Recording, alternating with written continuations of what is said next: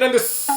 本日なんですけども、多分動画が上がるタイミングとしては11月のもう後半に入ってるかなっていう感じがするんですけども、一応ね、撮影日的にはまだまだ秋というタイミングでございまして、つまり、筋子、いくら、ゆっ。じゃあでは作っていきましょうか。本日はいくら2024年バージョンということで、まずは本日のメイン食材とご対面です。はい、生筋子。今年は6キロ購入しました。いくらはね、冷凍保存が効きますからね。もういくらはいくらあってもいいということで、今年はたっぷりと。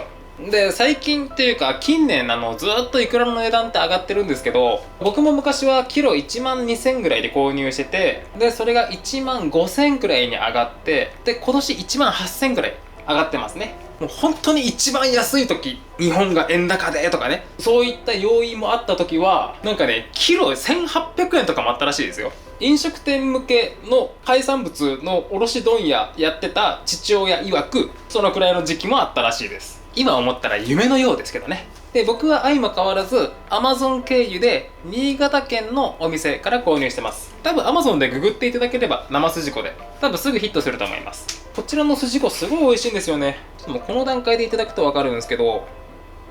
皮が薄い。すっごく美味しい。もちろん時期によってはもう11月とかに入っちゃうと皮自体も硬くなってくるってよく言われるんですけど、撮影日的には10月なんですけど、この時期はね、美味しいイクラが並びますね。ではこちらの筋子をばらしていく前に、こちらをばらした後に漬け込んでいく漬け地、こちらから合わせてまいります。で、イクラの醤油漬けをつけるにあたって、この割合に関してはもう本当お好みかなと思います。例えばお酒が2に対して薄口醤油もしくは濃い口醤油を1、このくらいの比率であればお酒由来の自然な甘み、そういった感じに使えるでしょうし、酒1、みりん1、薄口1、このぐらいの割合にすると甘い醤油漬けになるでしょうし、酒2、みりん1、薄口1、このくらいですと甘さ控えめな感じになるでしょうし、もうほんとお好みなんですよね。で、使うお醤油もたまり醤油を使ったり、濃い口を使ったり、薄口を使ったり、あとそこにお出汁を加えるかどうかとかでも全然変わってくるので、もうほんとお好みでっていう感じです。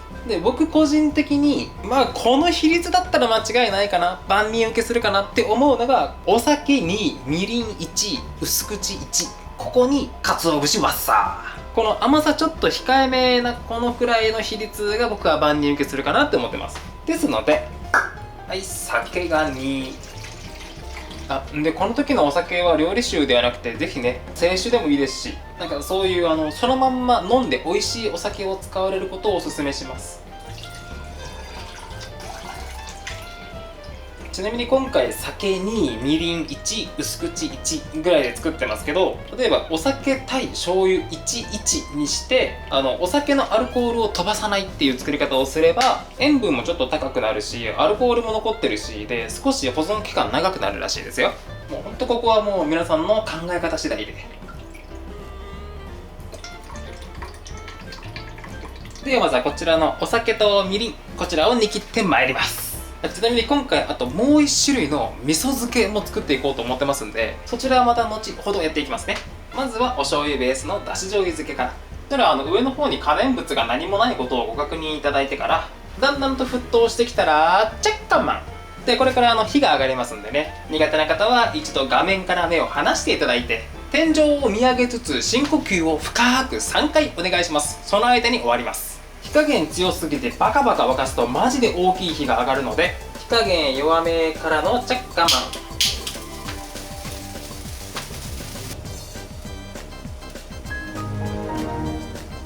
はい、これで煮切り終了。で、今ぐらいのとろ火でもこのぐらいまで火上がるので、もうほんと火加減にはご注意ください。あと火災報知器にもご注意を。そうしたらここに今回の薄口醤油、こちらを加えたら、僕は一度このまま沸かしちゃいます。一度沸かした方がなんか醤油のツンとした感じが取れる気がするんですよね。で、それからこの後鰹節を加えたいので、僕はいつも鰹節だけの鰹のだし醤油にするんですけど、ここに昆布を効かせても美味しそうですよね。ほんと作り方は無限大。では一度沸いてきましたので、今回およそこちらで 1.8 リッターくらいなので、わしっと2つかみではこのまんまいじくらずに約 2,3 分。あとはこういったキッチンペーパーではなくてクッキングシートもしくはリードペーパー、こういったものかさらしとか手ぬぐい、こういったものを使ってこせば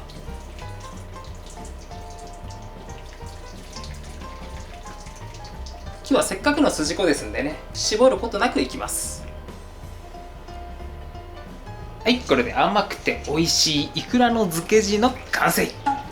こちら結構甘みも強いので、でもって塩分もしっかりとあるので、余ったら余ったでカツ丼というより天とじ丼、そちらの割り下としても使えると思います。では続いて味噌漬け用の玉味噌、こちらを合わせてまいります。で実際のところ筋子の味噌漬けにするのであれば、もうバットにこういったお味噌をネタっと塗っていただいて、で上からリードペーパー、個人的にはこういったキッチンペーパーよりもリードペーパーがおすすめです。んで筋子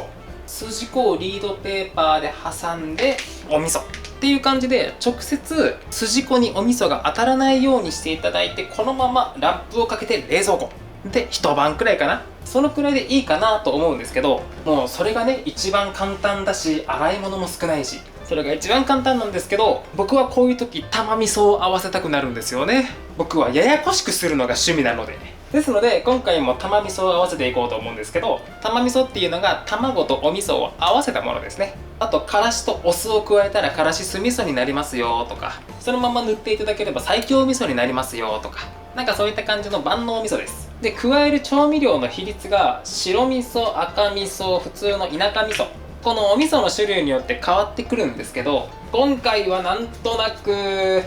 白味噌か田舎味噌で、確か前回普通の田舎味噌で玉味噌を合わせたので、今回は白味噌で。それでは本日の玉味噌に使ってまいります調味料たちをせーの。こちらから白味噌、卵黄、上白糖、日本酒で、今回の分量がこちらから 500g15 個 100g300cc で、今回はみりんとかを使わないシンプルな材料で、なおかつ比率的にも結構オーソドックスかなっていう感じです。そうしたら全部合わせてで混ぜ合わせて一度シャバシャバにして、あとはこちらを湯煎にかけていきます。正直これだけの量があったら直接お鍋で火にかけてもいいんですけど、今日はなんとなく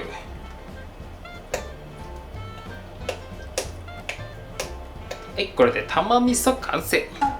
では一度こちらはキンキンに冷やしておきます。ではいよいよここからイクラをつけていく工程に入るんですけど、まずはパパッと終わる味噌漬けから。キンキンのお水にお塩で、この時の塩分量結構濃い 3% から 5% の方もいらっしゃれば、むしろもうこれ真水でやっちゃうって方もいらっしゃれば、結構いろんなやり方があるかなと思うんですけど、僕はいつもだいたい 0.7% とかなんか生理食塩数ぐらいで最近やってます。一応目的がイクラの皮が硬くならないようにっていうことなので、イクラそのまんま食べても 3%、5% のしょっぱっていう塩分ではないので、まあ生理食塩水の 0.7% とかでいいんじゃないかなっていうお塩をケチっていくスタイルです。ではこちらにイクラをチャポン。これはほぐす目的というより、イクラに表面についたぬめりとかただの汚れ落としですね。でもってこういったバシッと走っている血、こういったところにはプツプツプツっと画鋲かなんかで穴を開けていただいて、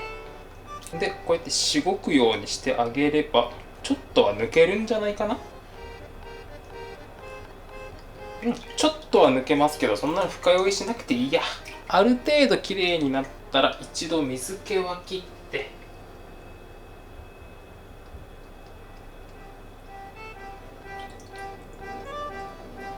ね、結構汚れますもんね。そうしたらバットに今回のお味噌、こちらを薄くまんべんなく。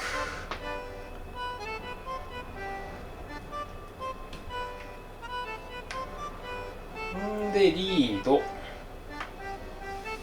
はい、筋子でリード、あとは上からも今回の玉味噌を塗りたくれば、あとはこちらをつけるだけ。で西京漬けみたいに後からこう焼きますよっていう時は味噌がねつかないように細心の注意は払いたいですけど、今回焼くわけではないのでちょっとぐらい筋子にお味噌がついてもまあ及第点ということでね。で漬け込む時間なんですけど、今回僕初めてなのであまりこう言えませんけど、どうやら1日とか漬け込むと結構イクラがペタッと薄くなって結構カチカチに硬く締まるっぽいんですよね。それはそれでねっとりとして美味しいでしょうし、浅く漬けるのもそれはそれで美味しいでしょうし、たまにチラッチラッと見ながら皆さんのお好きな漬け込み具合に調整されてください。とりあえず味噌漬け終了。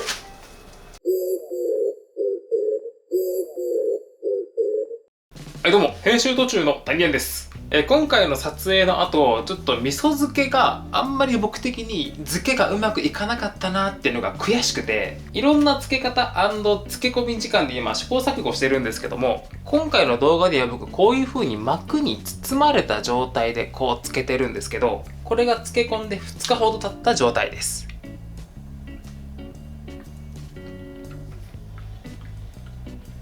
めちゃくちゃ美味しい。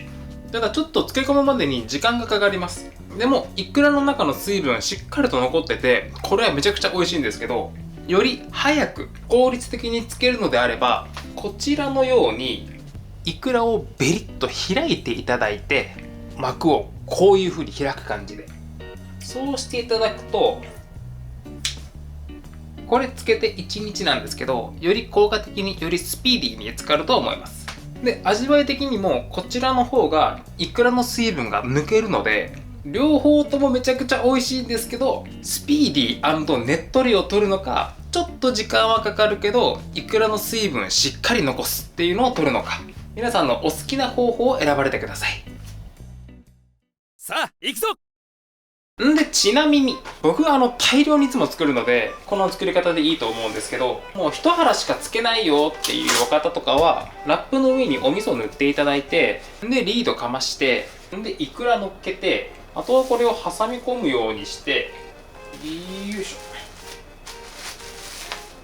こういう風にしてあげると場所も取らないし、少ないお味噌でいけるし、バットがなくても全然できると思いますので、何かご参考になれば。では続いてここからだし醤油漬けに入っていくんですけど、筋子をほぐしていくにあたっていろんな作り方があって、どれが一体一番イクラの皮が柔らかくなるのかなっていつも疑問に思うんですよね。ですので今回何パターンかに分けてみて、で実際食べ比べしてみて、自分の中でちょっと結論を出したいということで、今回3パターンか4パターンぐらい作っていきます。まず1発目、いつも通りの作り方。こちらは70度のお湯を使うタイプですね。まずはボウルの中に筋子をベリッと開きながら、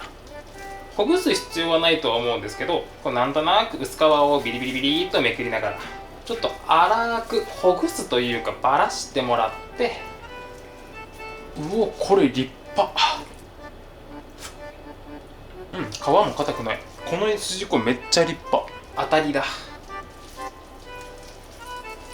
そしたらここにお塩わっさーからの間髪入れずに65度くらいのお湯わっさ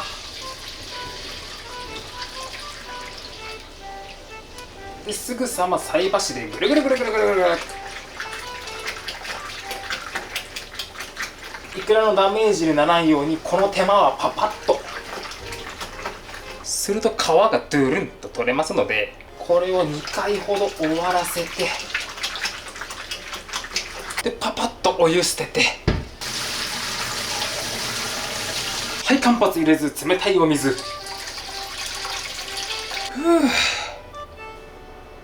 やっぱこれのいいところはとにかく早い、なおかつ大量に仕込めるので、今のこれで2キロ分仕込んでますからね。個人的にはこの方法が一番楽ですね。でこの状態から冷たいお水をかけながら左手でボウルの底をガチャガチャガチャガチャガチャガチャっていう風に僕はいつもこれは真水でやるんですよね。でボウルの底をかくとイクラの皮がブワッと浮くので、これを流す。はい、これを複数回。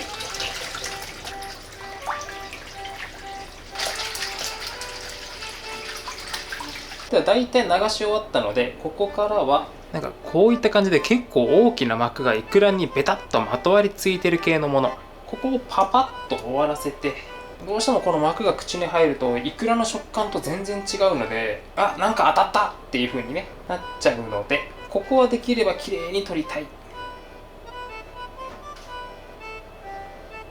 ではある程度綺麗になったら、この作業マジでネバーエンディングストーリーなので、一生終わらない作業が始まる前に、もう僕は一生懸命頑張ったということで妥協させて、最後のささっとすすぎ洗い、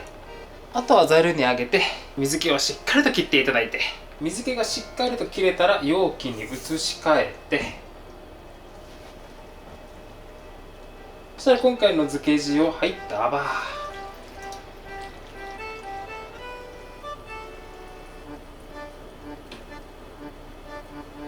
何度やってもイクラのこの瞬間が好きで、ちなみにこちらがパターン1ですね。でなおかつ冷凍による皮の硬さの変化っていうものを見たいので、こちら漬け込んで汁気を切った後一部冷凍させます。なのでこちらで2パターン分ですね。で漬け込む時間は僕は結構浅めが好きなので6時間。はい、冷蔵庫へゴー。は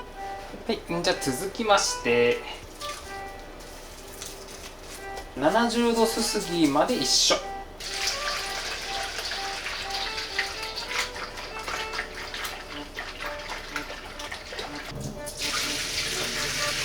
でここで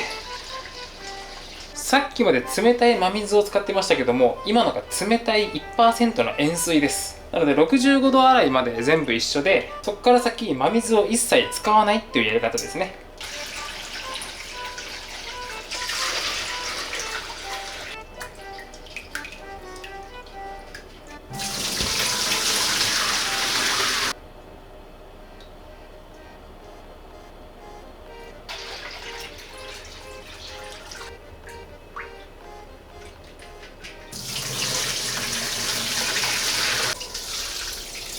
じゃあこちらもよーっと水気切って、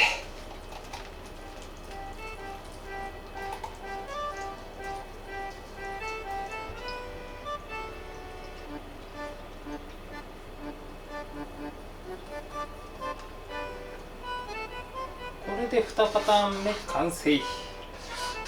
片方は1回冷凍。はい次、じゃあラスト、最後がぬるま湯を使うやり方ですね。だいたい30度から40度くらいの塩水を作って、でこの中でほぐしていく方法です。でちなみに冷水ではなくてぬるま湯の理由なんですけど、この冷たい状態だとイクラを包んでいる油脂分というのか、そういったものが硬いのでなかなかねほぐれにくいんですけど、これがねぬるくしてあげると油脂分とかが緩むので、こうポロポロポロっと簡単に剥がれていくんですよね。これがまた気持ちいいんだ。ちょっと時間とね手間はかかりますけどね。でちなみにこの筋子も海のものなので、もちろんアニサキスのリスクがあって、アニサキスって60度のお湯の中で1分間で死滅するんですけど、最初にやった65度から70度のお湯でぐるぐるぐるっていうやり方、あれもちょっとはアニサキスには効果ありそうですけど、実際イクラの温度で温度下がるので多分そんなに意味ないんじゃないかな。だからこの方法も正直この温度帯では全然アニサキスは元気なんですけど、アニサキスケアをするんであれば一度冷凍、もうそれしかないのかなって思う派です。もしねこの筋子の問屋さんというかこの鮮魚店さんが一度筋子をもう冷凍してくださってるんなら、もうその限りではないと思いますけどね。で今回僕どうやったらイクラのね皮がこう薄く美味しくなるかっていう風にやってますけど、もし僕みたいにこう筋子ではなくてもう醤油漬けにされているイクラの醤油漬けっていう商品を購入される方の場合は、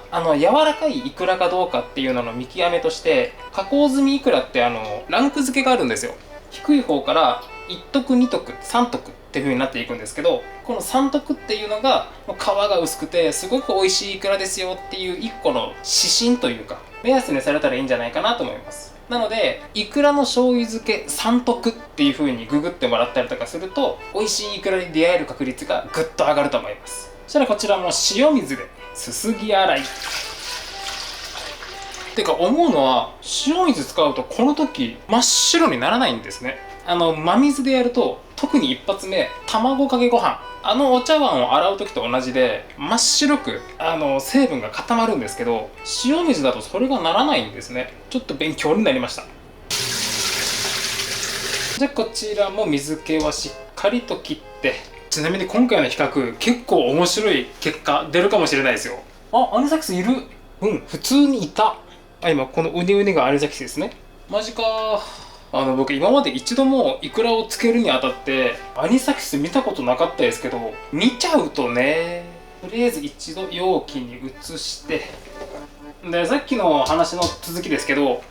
つけてる段階からちょっと違うかも。具体的には2回目と3回目はそんなに大きな差は感じなかったんですけど、この仕上がりね、1回目と2回目3回目、ここを比較するとちょっとこっちの方が柔らかいかも。実際にね仕上がってみないとわからないですけど、注目の結果はまだ後ほど。一応これで比較対象3番終了ということで、とりあえずこちらも6時間漬け込んでまいります。というわけで丸1日経過。それではこちらをねこし上げていきましょうかね。で当然こちらをしっかりとこせば全体的にねっとりとするので、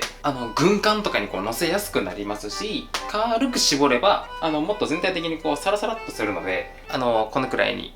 トッピングとかで使いやすくなるかなと思います。で今回はお寿司にするので比較的しっかりめに切っていきます。では5分ほど切って、ちょっと一度ここでちょっと UV ライト、ちょっとアニーちゃんチェックします。ちょっとねさっきのあれを見ちゃうとね。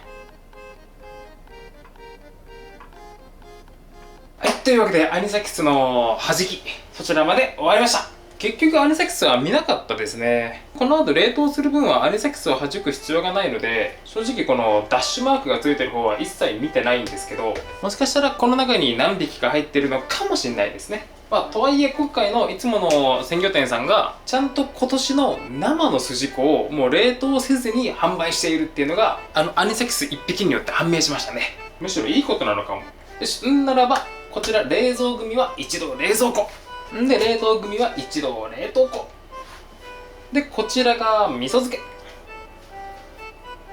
一応約1日つけてこのくらいなんですけど、ちょっと味見。ほんのり味噌味がして、これはこれで美味しい。もっともっとつけてべっこ色になるまでつけたい気持ちもあるんですけど、今回せっかくね玉味噌を使って優しくつけてる関係上、こんなもんでよろしいでしょう。でこちらも先ほどのアニサキスの件があるので、は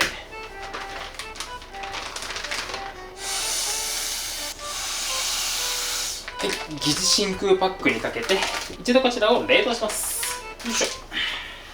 ではここからの間イクラを凍らしたり、それからもう一度溶かしたりっていう間がちょっと暇なので、せっかくなのでガリをパパッと作ってしまいたいということで、ちょっと季節外れではございますが新生姜です。で新生姜はここら辺ちょっとピンクっぽいところ残ってたりするんですけど、この先端とかにねペコってピンクっぽいところ、そこがあるものを選べば全体的にピンクの淡い色がして綺麗になるんですけど、今回はそういったところはないので、素朴なこういった生姜色に染まるかなと思います。まずはこの薄皮をもうスプーンなんかを使って簡単にさささっと剥いていただいて、はい、綺麗なぐるむき状態へ。でガリをつけていくにあたっていろんな作り方があるんですけど、僕は一般的なこういった根生姜というかひね生姜とかの場合、結構繊維も強くなってくると思うので、この走っている繊維に走って立つようにこの向き、こういう向きで作っていただいたらより繊維も感じにくくシャリッと美味しくなるかなと思うんですけど、今回のこの季節外れの新生姜に関しては繊維柔らかいので、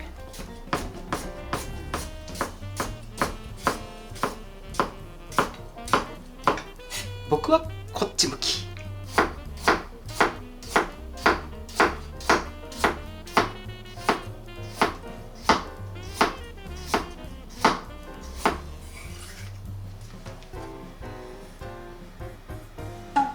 じゃあ一度こちらは沸いたお湯にくぐらせて、辛いのがお好きな方は10秒程度、お子さんとかもいただくんであれば1分とか1分半とか。僕は今日1分。湯がき終わったらざるにとってで水気を切ったところで、今日はなんとなく塩を揉み込む作り方でなじませて、はい、ちょっと放置。ではこの間に今回の甘酢を合わせてまいりますので、その材料たちをせーの。こちらから米酢、お水、お砂糖、昆布で、今回の分量がこちらから 100cc、100cc、40g 適量。もうこの比率はなんかいろんな甘酢漬け全般で使えるかなと思います。じゃあもうこれらをただ合わせるだけで、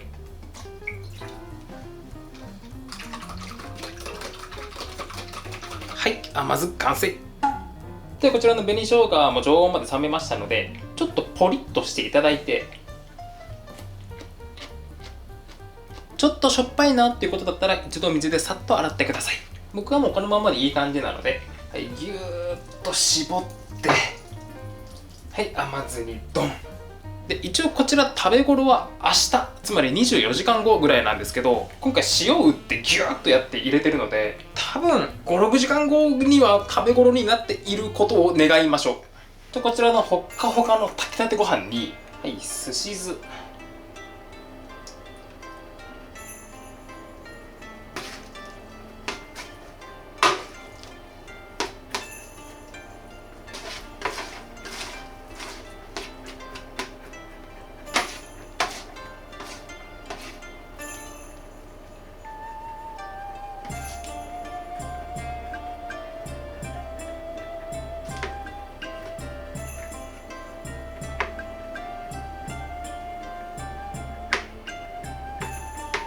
ご飯の塊をなくすようにしっかりとシャリ切りして、ご飯の塊が切れたら全体に広げて、で余計な水分飛ばして、で下に溜まってるのでお酢が一度下と上を入れ替えて、はい、再度仰いで、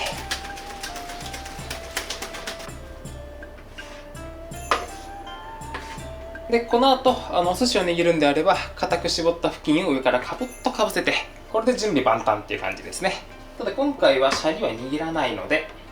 今回はお茶碗によそうだけ。じゃああとは固く絞った布巾をかけて、はい、酢飯完成。でちなみに今回のすし酢なんですけども、一応比率がこちらから米酢、赤酢、上白糖、お塩をお米1合につき 20cc、5cc、15g、3g の割合で溶かし合わせて、で最後にだし昆布をポポンと差し込んで一晩置いたものですね。僕の中では結構オーソドックスな比率なんですけど、昔はこの割合結構お酢のパンチ強いなって思っていたんですけど、今僕の感覚としてはしっかり赤酢の酸い香りはするんですけど、甘さも塩分もそこまで強くないのかなっていう印象です。ちらし寿司とかにするんだったらもっともっと甘さは欲しいですけどね。まあ今回はそんな感じです。それで今回のイクラたちも全部冷凍&解凍まで済みましたので、この辺は盛り付けはまあしないとして、こっちのタッパーの分だけちょっと盛り付けます。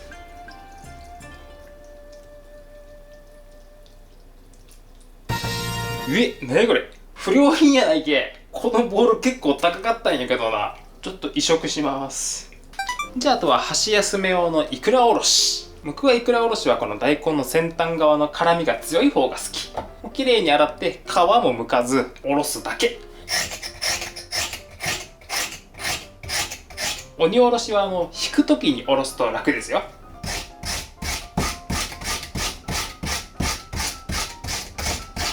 でこの間天ぷら屋さんでいただいたイクラの一皿がすごく美味しくて、ちょっとそれを参考に。普通イクラおろしってもうこのまんま盛り付けて、でイクラわっさー乗っけて、でちまちま食べてねっていう感じのお料理だと思うんですけど、この間天ぷら屋さんで酢の物の和え物、その上にイクラが乗っかってたんですよね。でその酢の物の中身がきゅうりだったりとか、あと大根だったりとか、そういったものが入ってて、で当然酢の物とイクラめちゃくちゃ相性がいいので、あ、美味しいなって思ってたんですけど、今回のこの大根おろしに新生姜の甘酢漬けの甘酢、これちょぴっと加えて、でこれは福岡県民だからっていうのもあるんですけど、福岡の郷土料理であちゃら漬けっていうものがありまして、簡単に言うと唐辛子が入ったそのものですね。ちょっとそれっぽく、はい、輪切り唐辛子加えて、で軽くあえて、で一度ざるで余分な水分と甘酢を切って、でお皿に盛り付けの、で絶対相性がいいと思われる新生姜の甘酢漬けも添えの、ちょっとイクラを拝借しの。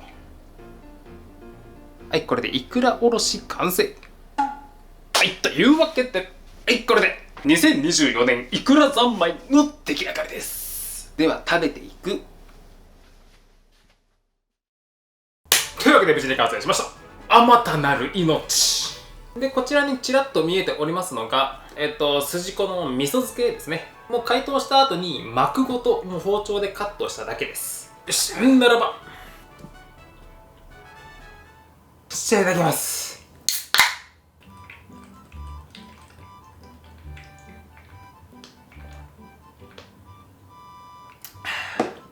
うめえ。じゃあまずは早速食べ比べをしたい。いや、これマジで冗談抜きでかなり差が出そうなんですよ。作ってて思った。じゃあまずは横着バージョン。こちらが65度のお湯をぶっかけて、でその後真水ですすぎ洗いをしたものですね。いや、普通にうまいのよ。普通にうまいけど、こういう感じねっていう味です。味というか食感。今回漬け時間が6時間とすごく短いので、うっすらとだし醤油が香る程度で、もうメインに来るのはイクラ本来の優しい甘さ。すごく優しいですね。で、食感的には一粒一粒がプチプチプチプチっと弾けるような食感で、最後にちょっと皮残りますね。気になるか気にならないかって言われたら、僕は気になる。一人単価14,900円とか、もうそんな1万円を超えてくるようなお寿司屋さんでこのイクラをいただくと、なんかちょっと残念だなって思うかも。そのくらいのお味です。いや、実際うまいんですよ。うまいし、自宅でこれが出てきたら僕は「やっほい!」って言いますけど、いざお高いお店でって考えるとちょっと残念かなっていうくらいの食感です。じゃあちょっと味見程度にイクラ丼。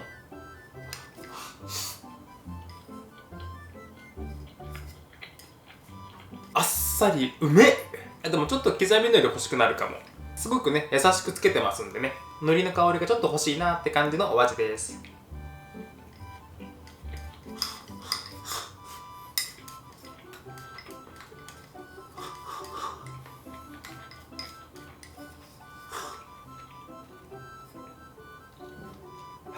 もうこれは飲み物です。じゃあ続きまして、こっちが全然違うわ。こっちが今の1番を一度冷凍したものですね。やっぱこれはドリップによるものだと思うんですけど、こっちが普通の冷蔵のイクラ。ちょっともったりしているのに対して、でこちらが一度冷凍した方。ちょっとドリップが出てダラッとしてるかなっていう印象です。一粒一粒の針も一度冷凍した方がちょっとしぼんだかなっていう感じですね。今僕の気持ちとしては一度これザルでこしたいなって思ってます。あとは食感の違いよ。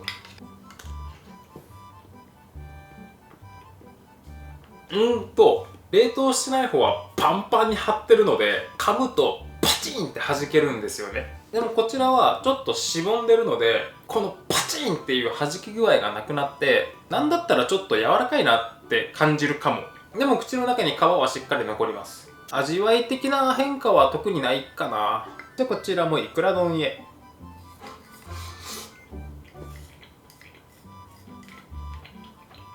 でもパチンパチンっていう激しい食感がなくなった分、こっちの方が美味しいって感じるかも。この作り方に関しては面白。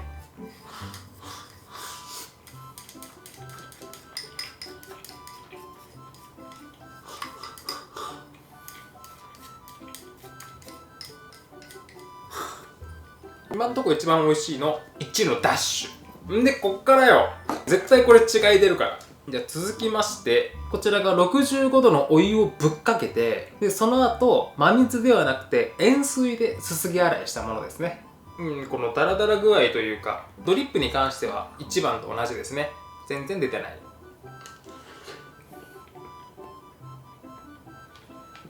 やばい、全然違う。このイクラだったら高いお寿司屋さんで出てきても、ああ美味しいイクラ、いい時期になりましたねって言いそう。うまい。口に皮が残らない。こんな違うんすね。すごいよ。全然違いますよ。たった真水を使うか塩水を使うかの違いだけなのに。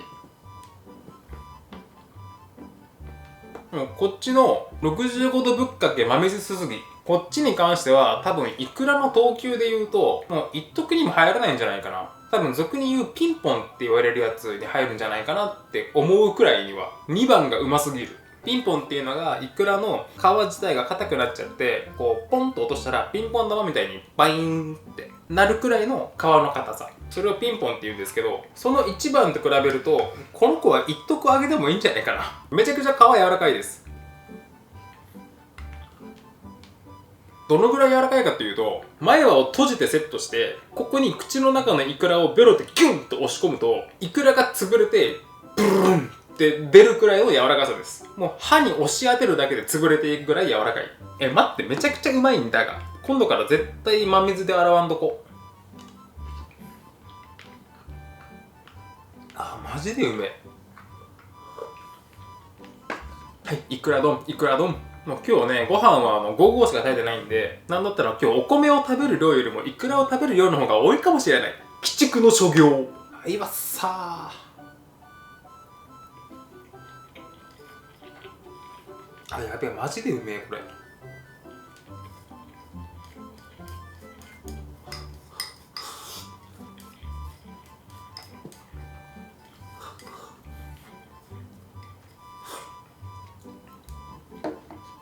もうさっきの一番以上に飲み物。じゃあ続いて今の2番を一回冷凍したやつ。多分ドリップは出るんで、やっぱ結構出てますね。こっちが一度も冷凍してない方で、こちらが一度冷凍した方。やっぱ一粒一粒がちょっとしぼんだ感じですよね。やっぱ一回冷凍することで、しぼんだことで、さっきの1ダッシュと同じように、一粒一粒が潰れる時の食感というのが優しくなるので、なんというか柔らかいなって感じるかも。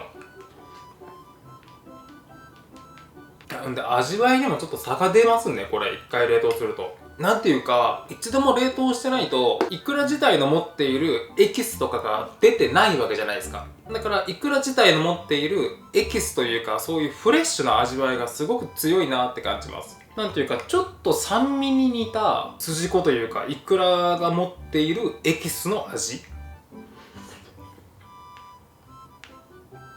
そういったものをよく感じます。ただ、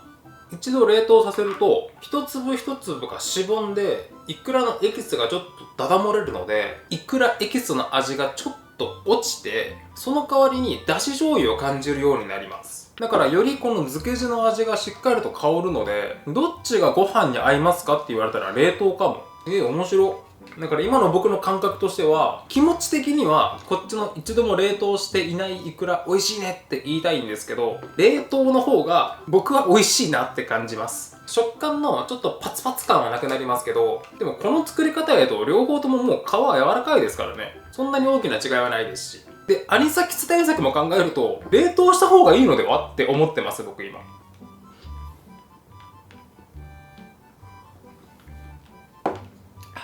ということで、今のところ一番美味しいのは2番のダッシュですね。美味しい順に積み上げていこう。はい、続きまして、これが何気に一番気になってた。こちらが40度程度のお湯の中でほぐして、で、真水ではなくて塩水ですすいだものですね。いや、ずっと気になってたんですよね。このぬるま湯ほぐしってやつ。待って、2番と食べ比べ。いや、これ差がないって言っていいんじゃないかな。食感に全然違いはないと思います。ただなんだろう、なんかさっきお伝えした酸味に似たイクラのエキスの味、それはこっちのぬるま湯洗いの方がなぜか強く感じますね。こっちの2番の方がだし醤油自体が甘いので、ちょっと甘みを強く感じます。こっちの方が。3番の方が少し酸味が効いてます。これはもしかしたら今回の筋子一箱一箱で全く同じものではないので、その個体差っていうのもあるのかもしれないですけどね。でもなんかそんな感じ。でも食感とかそういったところを含めると2番と3番全然変わらないです。って考えたらより早く済むっていう点では2番が正解なのでは。で次3ダッシュ、これも同じくやっぱドリップは出ますよね。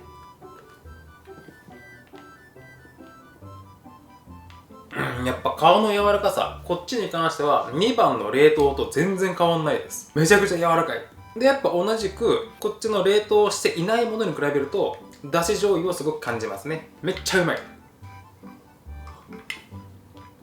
これは丼にしたい。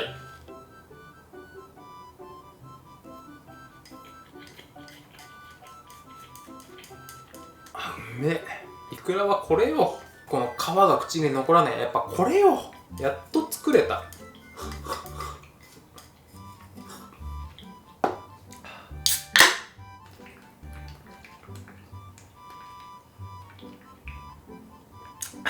でちょっと箸休め。いくらおろしでこちらは1番なんですよね。くそ、2番か3番で作ればよかった。いや、これに関してはこの大根おろしが鬼おろしなので食感ジャッキジャキなんですよね。大根の食感があるからむしろ気にならないですね。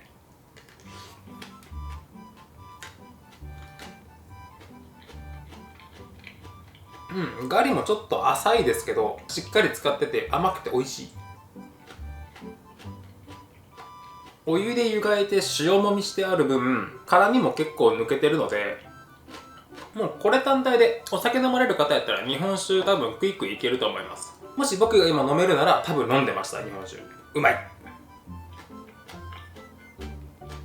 てか今回あちゃら漬けというかあちゃら漬け風に唐辛子加えてるんですけど、すいません、これ全然いらない。唐辛子マジで空気読んでって感じ。いくらのせっかくのねこの時期独特の香りというかね、そういったエキスとかがね何も感じられないです。辛いです。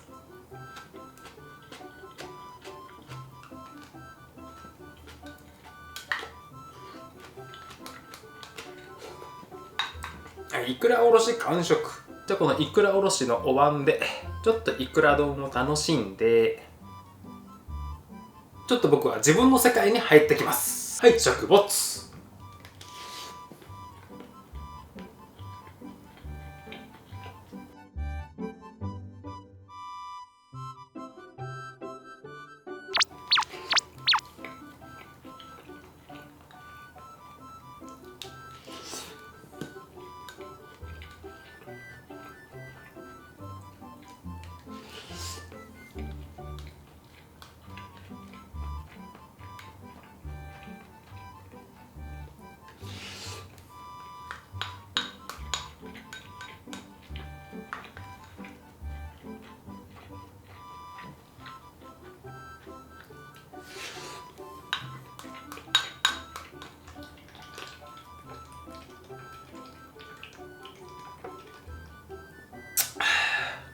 超うめえ。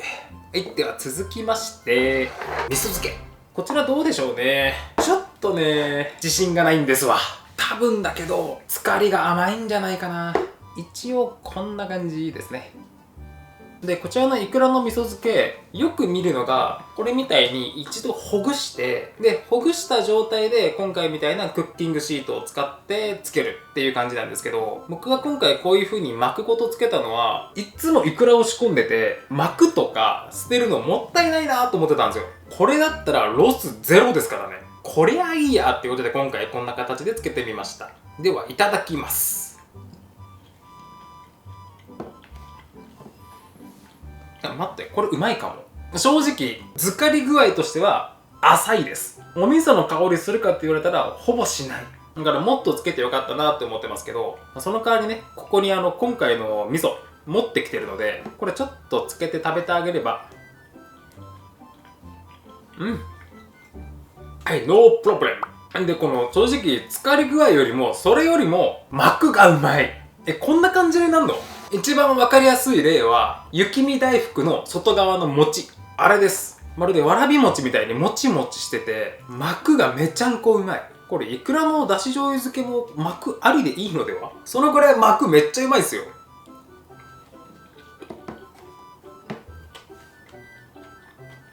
それかもしくはこういう風にお出汁を含ませるようなこういっただし醤油漬けではなくて、水分を抜く方向性のこの味噌の漬け方だからこそこのもちもち感なのかもしれないですけど、ちょっと来年これ膜ありでやってみたいかも。だし醤油漬け膜うまっ。今回の中で僕一番これが好きかも。正直漬け方的にもっと長時間漬けるか、もしくは今回筋子がこういう風にあるとして僕このまんま漬けてるんですよ。こっちにお味噌、こっちにお味噌で。じゃなくてこれを開いてこういう状態で漬け込んであげればもっともっと効果的にね、効率よく使ってくれるでしょうし、もっと水分が抜けてちょっと1枚のシートみたいになるでしょうし、今回よりも美味しかったのかなとは思いますけど、でもこの段階でも、ちょっとお味噌をつけるっていうね、イレギュラーな食べ方ですけど、いやこれめちゃくちゃ美味しいわ。これはちょっとお米が欲しい。いやこれでお寿司握ったらめっちゃうまいやろうな。この味噌漬けに関してはポロポロしないので、軍艦とかにする必要もないので、普通に握り寿司として成立できますもんね。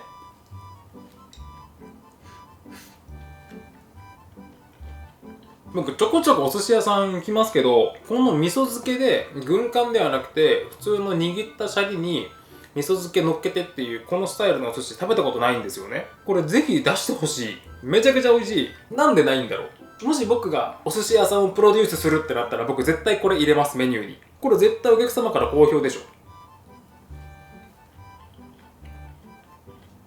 ょ。うめえ。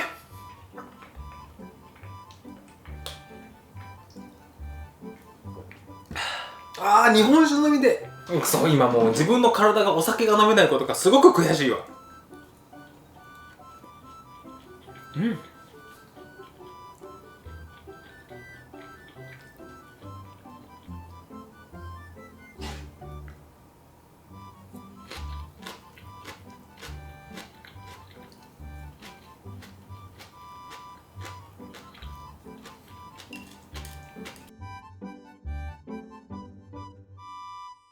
味噌漬け完食。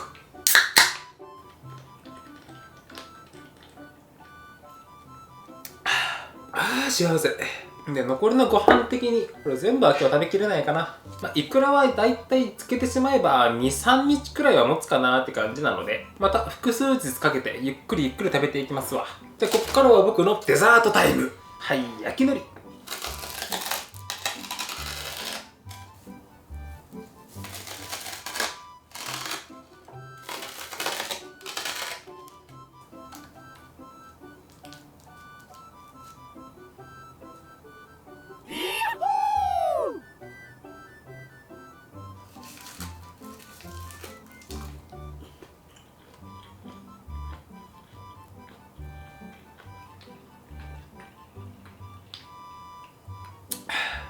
うめ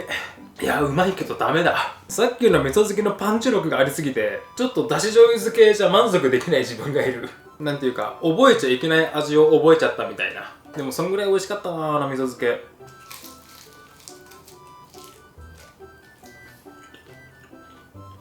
というところで、残りのご飯がね、あとこんだけしかないんですよね。もうちょっと炊けばよかった。本日はこの辺りでラストスパートと参りましょうか。ラストスパート。